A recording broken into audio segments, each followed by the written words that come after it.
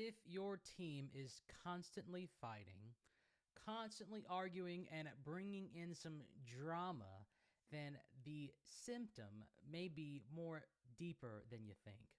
Because the truth is, it's not really a team problem, it's a leadership problem.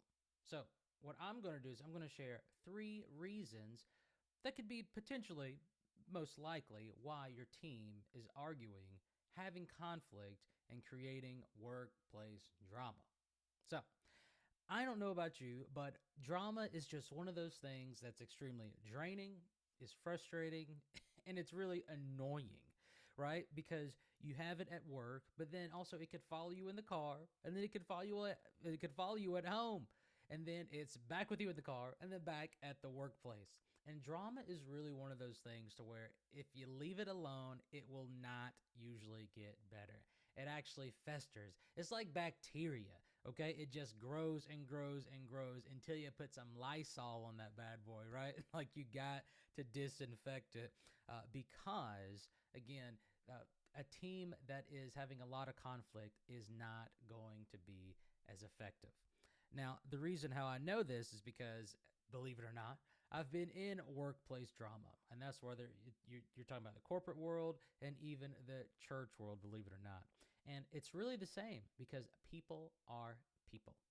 So, first thing I wanted to talk about is just some common leadership mistakes when we are dealing with a team. Because the truth is, your team needs you, but without fully equipping them, then the workplace drama could actually fall on you. So, number one of the most common leadership mistakes is a lack of clear roles and accountability. A lack of clear roles and accountability. So, view it like this. There's a teacher, Miss Susie, and the teacher, Miss Susie, she tells little Johnny and little Susan to do a class project together. So Johnny and Susan, they start working on the class project together, but it's a little confusing because they're not really sure who actually does what within the project. So they both go to Miss Susie, say, "Oh, Miss Susie, we're actually getting a little confused. What should each of us do?" And then Miss Susie says, "Oh, well, you both can just work on it." And so then Johnny and Susie, they get back together and they're kind of trying to figure out, okay, well, who should be doing the research part? Oh wait, no, maybe you should do the more active part. Okay, well, who's going to write it down? No wait, who's going to? You see what I mean? So like now there's just conflict because it's not clear. Now, sure, they could work it out together, but at the same time, they have been given a task and they go to the leader. And when they come up to the leader to ask, they go up to the teacher. She doesn't really give them clarity. And so think about how often do you give clarity to your team? Very clear roles on what they ought to do. Because the truth is, it's kind of like it's like a boundary, right? Or kind of think of a football field, and think of going out of bounds. Without clear boundaries, clear roles, clear responsibilities, then any team can be on any side and doing anything. And just because it's in one field, everybody is getting, you think that it's clear, but to them it's not. They don't know what they're doing. And so, because they don't know what they're doing, guess what happens? They start to step on each other's toes. And because they step on each other's toes, that's where the drama starts. The bickering, the fighting, the hey, we were not communicating with me, then the miscommunication, and then next thing you know, you have a worldwide workplace of drama. And one way that can be helpful is if you give them clear roles because they don't know what to do. And it's not their fault. It's your fault as the leader. Sorry. Number two is that your team, they don't have a system for to really handle conflict resolution skills. So they have poor conflict resolution skills. And whose fault is that? It's the leader's fault. Now I know, you kind of feel like getting spanked on this episode, but that's really the truth because you are there to equip them to be better leaders. I remember when I first got married, and nobody tells you how to handle conflict. Like you're not really taught how to handle conflict in a healthy way. You just usually argue, and then after an argument, you just try to, you do you, and that person does them, and then hopefully sometimes you work it out. But I was really recognizing earlier on in my marriage that my wife and I, we were really speaking two different languages. We had some really different communication styles. And I also started recognizing that in the workplace. I am having really different communication styles from my peers and from the people I lead. And so then I was going, man, you know what? I need to learn some really healthy conflict resolution skills. And so I began to look. I began to get certified in a marriage conflict communication program. And then I began to read about conflict resolution in the office, in the workplace. And then I began to grow and learn these different skills. And then once I learned these skills, guess what? I was able to teach them to my team and the people that I lead. And you aren't going to be able to do that if, number one, you don't know them yourself. And then number two, if you are not teaching your team. So you have to equip your team on these conflict resolution skills. Because again, you're supposed to be leading and helping them. If you are there going, oh, I'm just so frustrated that my team's always, they're always arguing. Oh man, I got to put out all these fires. Man, they need me all the time. Why can't they do? Okay, well, pause. You know what I'm saying? The more you keep throwing it back to them, the less you are actually taking responsibility for you as the leader. And it is what it is. It's the cost. It's the cost of leadership. It's all on you. So, if your team has poor conflict resolution skills, then train them, help them. All right. And then the last one is reactive leadership instead of proactive systems. This is where the leaders put out fires instead of preventing them. Reactive leadership. That's really the core, because right now you are reactive. When there's conflict and then it arises and then it becomes drama, then it gets to you and then you get frustrated and then you try to talk to them and then it doesn't work and then it keeps going. You see what I mean? Like, it just keeps going. It's just this cycle of bleh. It's bad. But that's because you are reactive. And when you become a proactive leader and you have those proactive systems in place, this one is more really tied around identity. This is tied around identity, because instead of being a reactive leader, somebody who sits and does their own thing, they're focused on their own responsibilities, instead of equipping the team to learn how to handle these things, then you get upset. But you're getting upset that they're not equipped, but who's the one that's not equipping them? It's you. So do you see what I'm saying? You should be getting upset with yourself because you are not proactive. But that stops. That stops today, because imagine if your team knew how to handle conflict in a healthy way. Imagine if your team applied the conflict resolution skills such as active listening, such as emotional intelligence, such as using cultural intelligence. How would that feel? How would that feel if your team understood how to talk to each other or how to deal with different personalities? How to speak to the other person in their language? How would that feel if your team knew how to do that? Now, a proactive leader teaches them that, but a reactive leader holds it all to himself. So, why does this work? Why does this work to have clear roles and accountability, to have healthy and knowledgeable conflict resolution skills, and be a proactive leader and have those proactive systems? Why does this work? Well, because it makes you aware. It makes you aware of your mistakes that you would make, and it provides a solution. Nobody wants to work at a toxic work environment, and the toxicity usually comes from workplace drama. And unfortunately, that's how you're going to lose some of the best members of your team. Why? Because A players don't deal with that. A players say, you know what? I'm out. I'm going to take my talent somewhere else.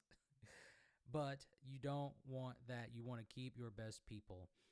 And again, the best way to do that overall is there's 4 steps. I'm going to share them with you now. The 4 steps, and it just really increase healthy conflict resolution is the PACE method, is what I've frameworked and what I've created. And really, it's to help you. I'm just saying it very quickly. So if you ever have an upcoming conversation, it's 4 things you need to do. Or if you're ever trying to resolve conflict, here are the 4 things. And the reason why I'm telling you this is so that it will help you as you grow into whatever role or you continue to lead your team. Now, again, I've served on teams in churches from 800 people all the way up to over 2,000 people. I've invested quite a lot of money in myself in regards to coaching programs, degrees, certifications, books, courses, conferences, you name it, I'm going. So when I share this with you, please understand this is not some random thing that I've thought of. This is a framework that's helped me navigate and lead through all different personality types, all different really avenues, whether that's volunteers and paid staff, all different, where it's a rookie or a veteran. Nevertheless, number 1 is you need to plan. First, the PACE method. Have a plan. Do not engage in conflict resolution if you do not know what you're going to say. Plan it out. Have a plan on what you're going to say and specifically how you're going to say it, which goes to the next step. The A is for adapt.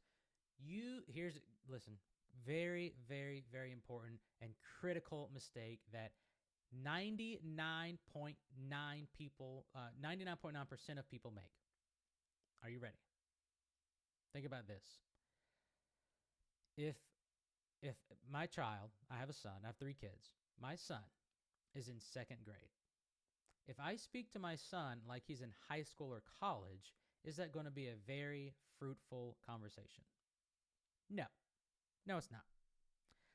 Let's just say a college student that's in math class. And I go into that math class, and then I start trying to teach that college student Chinese. Is that going to be very fruitful? No. So why is it that when we approach people that we don't put context in the conversation, that you don't adapt what you're speaking and how you're speaking? So what I'm saying is you have to understand the different personality types of your team. And you have to understand that you need to speak to them in the way that they understand. You have to speak to your people in the way that they understand. And you have basically the 4 personality types of the DISC assessment. You have the D, the person that dominant, fight, like they're fire blazing, let's go, let's get it done. They're short, they're right to the point. You have the I, which is typically like the social butterfly. They really like to be, let's say the party, right? They want to have fun, usually dancing, making jokes, friends with everybody. With them, you have the S, which is going to be more of the nurturer, more of the kind of more not so much introvert, but more of the emotional, more the one that's caring, more that person, that type of personality. The last one is the C, which is going to be definitely more analytical, more logical, thinking and reflective on process and systems.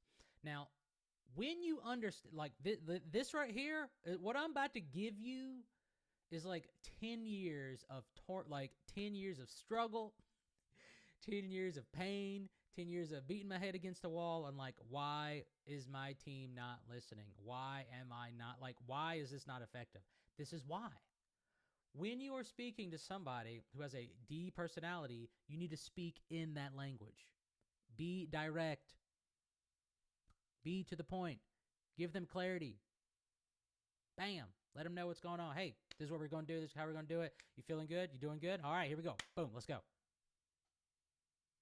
When you're speaking to someone with an I, one of the biggest things, again, is they are the social butterfly. So you have to make sure that they feel a part of the group. They feel involved, right? They feel valued because it's that social part of it. And then with the S, you have to ensure that you check in on their feelings. How do you feel about this? How did you feel about this situation? And then with the C, again, that they are very logical. So you have to bring them facts and data. Hey, when blank happened at blank time during blank, what did you think? Here's the plan. Here's the plan. Here's the detailed plan of what we're going to do. And now you just think of those different types of conversations, and no matter what you are talking about. So if you're going, hey, here's a project, make sure you speak to them in the way for the project. If you're going, hey, here's a conflict, speak to them in those different ways to handle the conflict. And I guarantee you will not only just increase your influence and become an influence master, but you will also be able to lead your team to the best ability. Why? Because you are speaking in their language. That's what a leader does. So I hope that is like, if you really understood what I just gave you, like I'm telling you, it will set you free. But you have to grow in those skills. You have to grow in the skills of emotional intelligence to understand how to speak to people in a way that they understand, how to speak to them based on their personality. So, with that said, this podcast is sponsored by me, by James, by my Leadership Accelerator program. And so if you are a leader, if you are a high achieving leader, let me be specific because I only work with a very select few people. If you are a high achieving business owner, entrepreneur, or leader, and you want to resolve that team conflict, you want your team to go further, faster, and you want to understand how to lead your team and their different personalities so that you can reduce that burnout, reduce that stress, reduce that workplace drama, and get effective, then just go to jamesmwilson.com and book a call. If you are not a high-achieving leader or a high-achieving business owner, please do not do that because that's only who I work with. So with that said, remember that your team needs you. And let me go over that list one more time because you are going, you're going to do things different this time. Number one, you're going to have clear roles and responsibilities and accountability. Number two, you're going to teach your team to have some healthy conflict resolution skills. And then lastly, number three, you're no longer a reactive leader. You are a proactive leader. Now, I hope that you remember that, and then remember that you are also one slant away from changing your life.